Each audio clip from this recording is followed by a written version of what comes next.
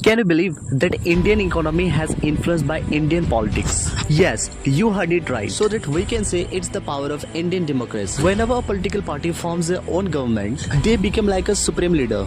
And due to the bureaucracy system in India, they introduce a variety of policies so that they can feel very comfort. There are so many factors if I say, such as foreign trade policy, income tax, service tax, sales tax, labor law, tax policy, environmental law, corruptions, etc. Some of the Indian political party has influenced the Indian economy, which are now more better than previous days. Some of these government policies has directly affect the people life. That can be in a good or bad manner. I really don't want to praise or criticize the Indian government. Whatever the policies has introduced in India for economy, more number of policies has been proved as better. Out of them, GST is one of the most memorable factors in India. From the day it was implemented in India, it has been widely criticized. And the reason is only to take 18% of GST on goods and services. Even the GST has been included on Fundasi app. And